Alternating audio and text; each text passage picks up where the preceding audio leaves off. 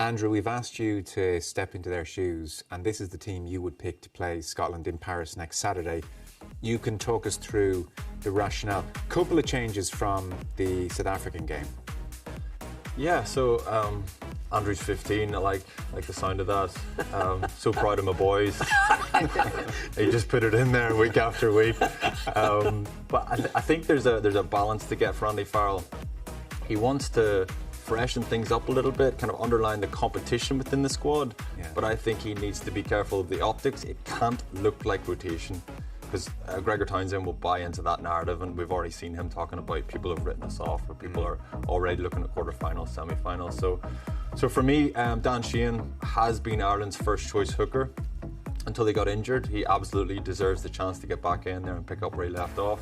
Jack Conan, I think, deserves the chance to, or probably he owes Andy Farrell a moment where he repays that faith. And then Robbie Henshaw, again, in the last kind of 4-year cycle in the run-up to World Cup, he has been regularly one of Ireland's best players.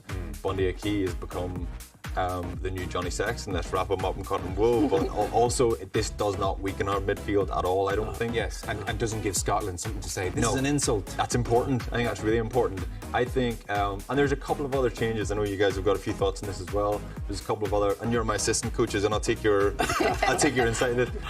There's a couple of other changes that absolutely would be merited there. Yeah. But I think once you go past 3 changes, it starts to change the optics. Okay, you're asking a little bit. Fiona, what would you do?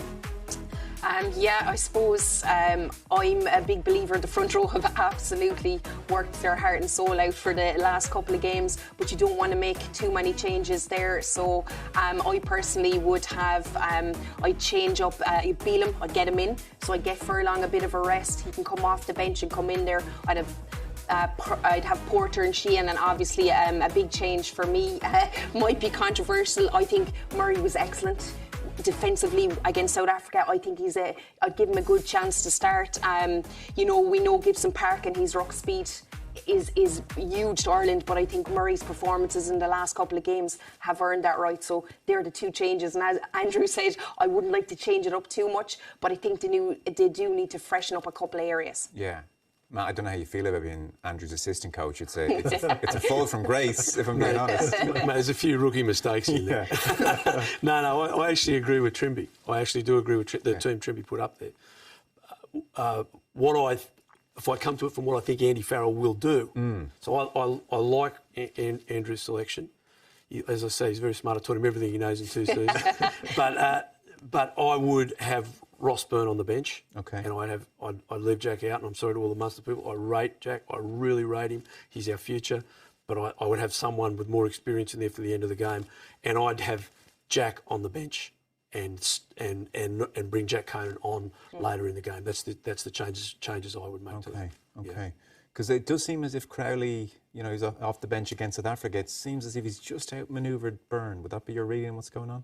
I think so. Yeah, I know he came on and he went for the drop goal, and people might think that was a bit naive of him, but I also think fair play to him. He stepped up. He had the confidence to get in the pocket, and he's getting around the place. We know what he's kicking from the tee is like, and I feel like he's grown into a great player, and I think he deserves that spot on the bench. Maybe back to our original point. It's knockout now.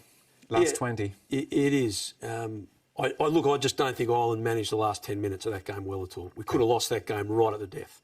The South Africans are blowing up about the maul. I don't think the referee was there.